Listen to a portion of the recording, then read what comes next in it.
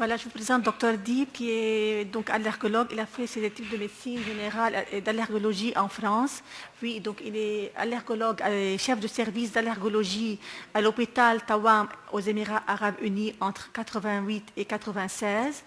Puis, donc, il est fondateur et le premier président de la Société libanaise d'allergologie et d'immunologie de 1997 à 1999. Donc, il est l'auteur de 15 publications et d'une cinquantaine de présentations dans des congrès de médicaux. Donc, docteur Deep, à vous.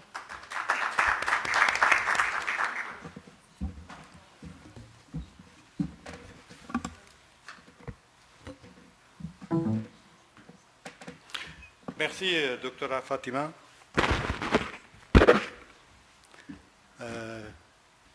Nous ne sommes pas nombreux. C'est peut-être pas seulement dû à la longueur de ce congrès, mais aussi ce qui arrive quand ce n'est pas sponsorisé par les compagnies pharmaceutiques. Donc, le sujet, c'est une histoire que je vais vous raconter, qui s'est passée il y a une vingtaine d'années, mais en fait, elle est toujours d'actualité.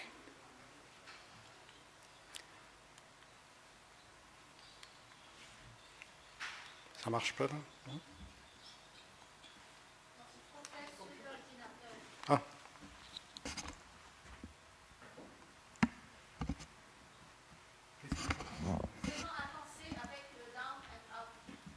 Ici, non? Ah, ça ne marche pas, il m'a dit. Ah. Ne marche pas celui-là? Non? Bon, d'accord, ça va. Je ferai avec ça. ماشي مخلي انا تمشيها خلاص مشيها بيه بشتغل الليزر بس يلا ماشي بشتغلها. Ok. La présentation un peu plus détaillée viendra plus tard, mais notez déjà le DAR. Voilà. Le DAR, donc, c'est une piqûre et non pas une morsure, parce qu'on ne savait pas trop au début, s'agit-il de l'une ou de l'autre. À la fin des années 80, quand j'ai été nommé à l'hôpital Tawam, le directeur médical de cet hôpital, le docteur Hitchens, me dit « il y a une fourmi ici qui fait des problèmes. Et que ce serait peut-être bien si vous pouvez faire le point là-dessus. » Une fourmi? Il me dit « oui, j'avais vaguement entendu parler d'une fourmi américaine, mais dans le Golfe, tout ça, ailleurs, je n'avais pas la moindre notion. » Donc, il fallait commencer bien par quelque chose. Trouver des malades, leur demander où est cette fourmi pour faire sa connaissance.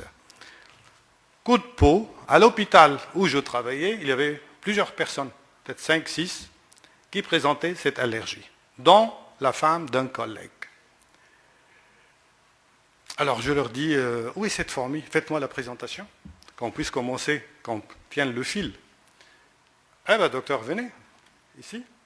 Quelques mètres après l'entrée de l'hôpital, dans le jardin de l'hôpital, voilà, la voilà. Ici, un nid, ici, là, partout. C'est une fourmi, on reviendra plus tard, qui se trouve partout dans les pays désertiques, on verra.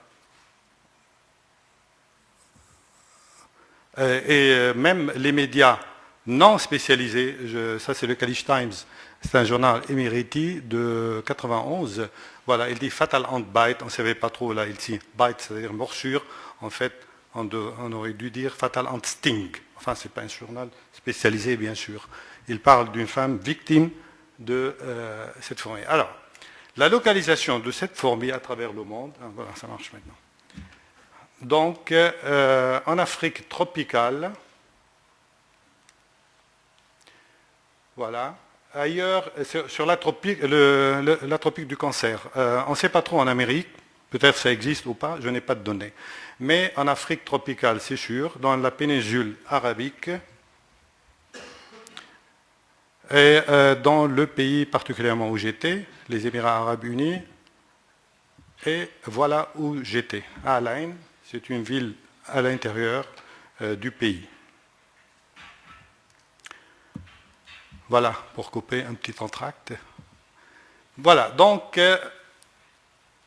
une fois la connaissance faite de cette fourmi, il fallait identifier l'espèce. Dans le jardin de ma maison, comme je vous ai dit, c'est une fourmi que je trouve partout, dans le jardin de ma maison. Puisque maintenant je la connais, je ramasse quelques spécimens, je les envoie au British Museum of Natural History. Monsieur Bolton, que je ne connaissais pas, que je ne connais toujours pas, il me répond, c'est un entomologue du British Museum, il me répond, il s'agit, l'espèce s'appelle Pachycandila sene-arensis. Dans le règne des hyménoptères, vous avez, le docteur Harry vient de parler des abeilles et des guêpes à droite.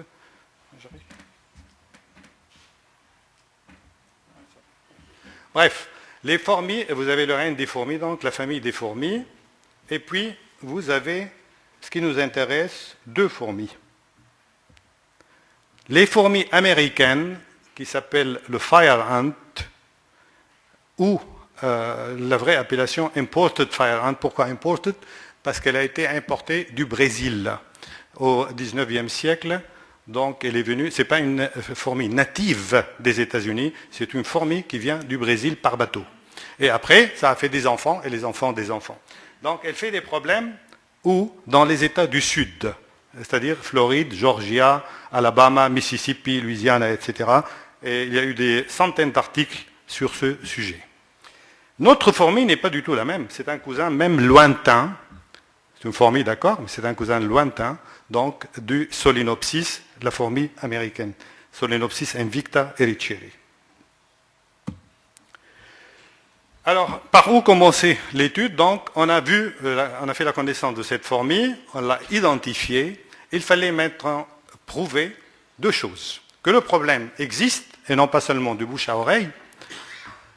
Deuxième étape, et surtout, prouver que les réactions systémiques généralisées étaient de nature anaphylactique, c'est-à-dire médiées par les IgE, afin éventuellement de pouvoir fabriquer l'extrait pour le diagnostic et la désensibilisation. Et pour cela, il fallait avoir le support, donc le docteur Hitchens de l'hôpital, donc l'hôpital Tawam, bien sûr, j'ai eu son soutien, et le soutien officiel du ministère de Santé des Émirats. Un petit l'emblème de ce pays, la chasse au faucon, le faucon, l'emblème national. L'étude préliminaire donc, a eu lieu en 92, un petit peu avant, enfin ça a été publié dans le Lancet en 92, avec la collaboration de deux collègues de la faculté de médecine des Émirats, Dr Ferguson et Slivik. Dans cette étude, je voulais seulement prouver que le problème existait. Pour ceux qui connaissent l'arabe, bien sûr, le Samsum, c'est une appellation maintenant que vous trouvez sur Internet, d'après la publication, celle-là et les autres. Mais en fait, ce n'est pas moi qui l'ai inventé, ce sont les locaux, les autochtones. Ils l'appelaient Samsum pour l'arabe. Samsum, ça vient du Sam. Sam, ça veut dire poison. La fourmi empoisonneuse. Donc Samsum ant. Samsum ant. L'étude donc, qui a été publiée dans le Lancet, j'avais sélectionné 40 malades que j'ai vus à l'hôpital Tawam, donc, qui présentaient des réactions systémiques à cette fourmi. Puisque l'extrait de cette fourmi n'était pas disponible, j'avais jugé bon de faire les tests cutanés au fire ant, au Solenopsis invicta que je vous avais vu, et les IgE spécifiques donc à cette fourmi avec les IgE totales, qui à mon avis n'ont pas beaucoup d'intérêt généralement parlant. Cette étude a ouvert la voie à l'étude plus détaillée, plus complète, qui fut publiée en 1995 dans le journal, dans le JACI. Je dirais un mot du rôle respectif des collaborateurs. Donc moi, mon rôle c'était de sélectionner les malades, de faire l'allergie-évaluation, le bilan allergologique à l'hôpital, c'est-à-dire les tests cutanés, le questionnaire bien sûr, et faire un prélèvement sanguin, enfin pas moi le laboratoire, afin de retirer le sérum qui fut ensuite envoyé à Paris pour faire les IgE spécifiques, cette fois-ci au Samsum, parce que nous allons pouvoir fabriquer l'extrait. Le professeur Francis Clénadier, je ne sais pas, il n'est pas français ici, ils doivent le connaître s'il y en a. Maintenant, il est à la retraite. Il est venu à Beyrouth quand j'étais président de la société en 1998. Le professeur Clénadier et le docteur Guérin, leur rôle était de fabriquer l'extrait allergénique et de faire les études spécifiques sur le sérum des malades et des contrôles que j'avais envoyés de l'hôpital Tawam à Paris. Un petit historique, le docteur Guérin était le PDG de Stalergen, que vous connaissez sans doute pas. Et en 1987, il avait créé son propre laboratoire. Il a eu une différence avec la boîte, avec Stalergen. Et il avait créé sa société qui s'appelle Alebio. Malheureusement, quelques années après, juste à la fin de cette étude, à peu près 6 mois à la fin de cette étude, il a eu un accident de voiture et malheureusement, il est décédé en France. William Banks, le 4e collaborateur, c'est un entomologiste, spécialiste du fire ant, de la fourmi américaine. Il travaillait dans le département d'agriculture de l'État de Floride et donc il était spécialiste de la fourmi américaine qui faisait des allergies aux États-Unis. J'avais jugé bon de le faire venir, puisque c'était un entomologue, et puis spécialiste d'une fourmi qui fait des allergies. J'ai trouvé judicieux de le faire venir, et il est venu. Donc l'étude, l'endroit, c'était l'hôpital Tawam où je travaillais, voilà, il est toujours là. Ça comprenait donc bien entendu le groupe des malades j'avais sélectionné 31 malades qui avaient eu des réactions systémiques à cette fourmi que je ne pouvais pas encore appeler anaphylactique. C'est pour cela que j'ai mis encore systémique généralisé. La condition première, bien entendu, qu'on était sûr que le coupable était bien la fourmi Samsum. Que la réaction, deuxième condition, devait arriver dans les minutes qui suivent, maximum 90 minutes après la piqûre. Troisième condition, au moins une réaction généralisée dans les 12 derniers mois. Dernière condition, la réaction devait nécessiter une admission au service d'urgence d'un hôpital. Bien entendu, je passe les détails, éthique committee, etc. On avait fait ça vraiment, c'était un hôpital de standard américain, c'était géré par une compagnie américaine, et il fallait, quand on faisait des études, c'était exactement comme si vous étiez à Boston ou n'importe, ça passait par tous les comités, ethics, etc., etc.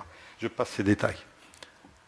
Les contrôles, le groupe B, 12 volontaires qui étaient piqués par cette fourmi, mais sans réaction généralisée, avec seulement une réaction locale. Groupe C, des 10 volontaires qui n'ont jamais été piqués par cette fourmi. L'âge, le sexe. L'âge, pas de différence entre les trois groupes, environ 36 ans. Le sexe, prédominance féminine pour la simple raison que les femmes étaient, du fait qu'elles travaillaient moins que les hommes dans ces pays, enfin travaillaient, disons, elles restaient plus à la maison. Donc ces fourmis adorent les maisons et particulièrement la cuisine, là où il y a des débris alimentaires pour s'alimenter. Donc les femmes, tout simplement, prédominance féminine parce qu'elles étaient plus exposées. Les fourmis. Monsieur Bank, donc, était venu, il est resté 2 semaines, il a séjourné à l'Intercontinental Hotel de la ville d'Al-Ain, très charmant hôtel. Il a ramassé 17 170 fourmis du jardin de l'hôtel, ce qui faisait 41 grammes. Ces fourmis, tous les soirs je passais, je les collectais. Lui, il les collectait dans des tubes. Moi, je prenais les tubes fermés avec un petit peu d'air pour qu'elles restent vivantes. Enfin, c'était sa technique à M. Banks. Moi, je prenais ces fourmis, je les mettais au congélateur de l'hôpital Tawam à moins 70 degrés.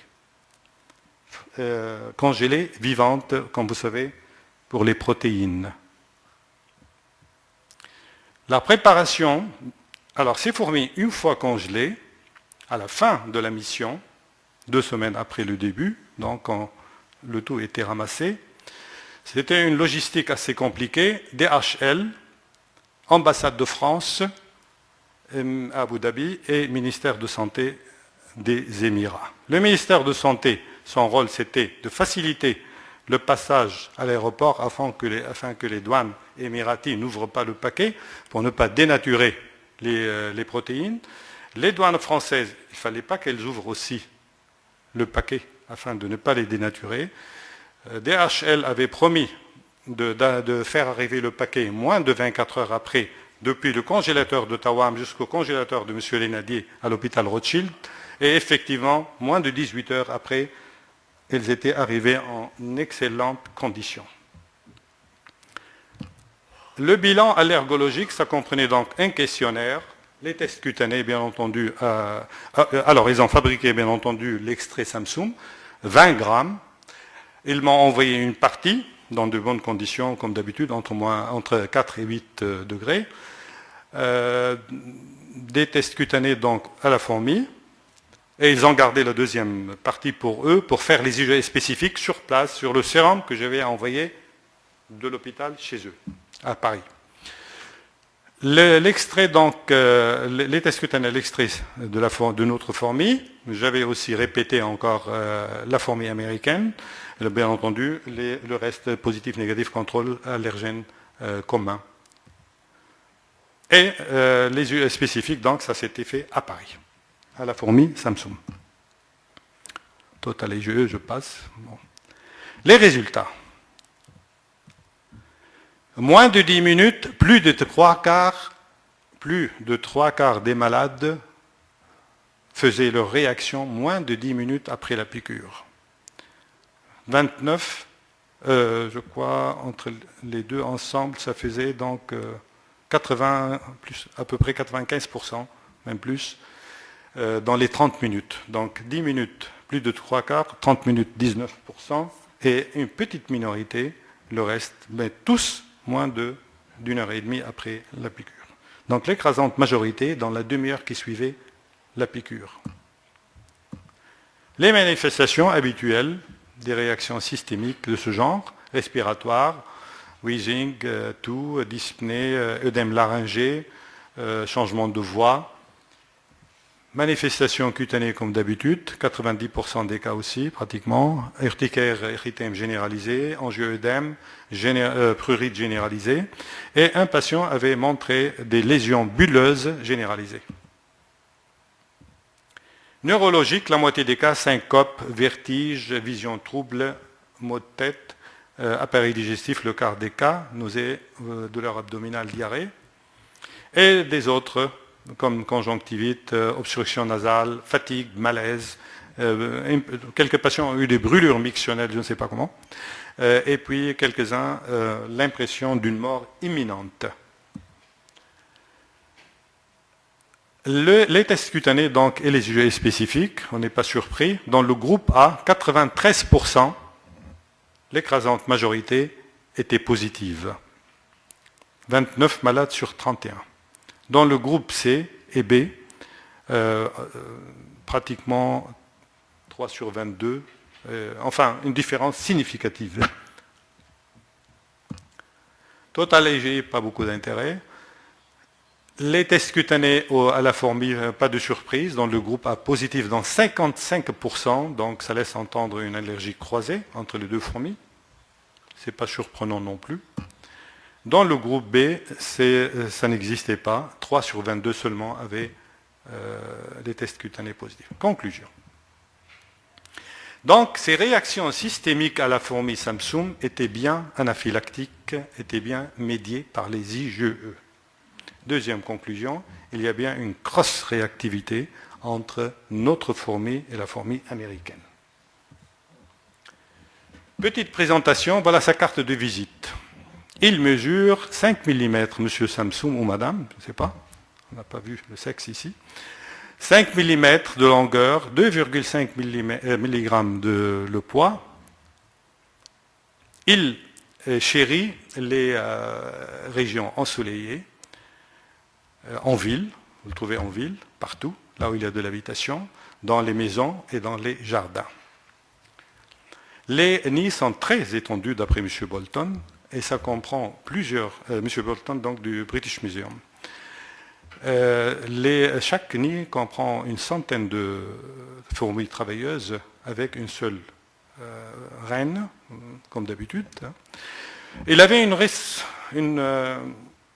réputation d'agressivité. Je n'ai pas trouvé le cas. Il ne m'a jamais piqué dans mon jardin, ni les enfants. Enfin bon, il en avait dans mon jardin, mais il n'avait jamais été piqué. Nous évitions, bien entendu, un petit peu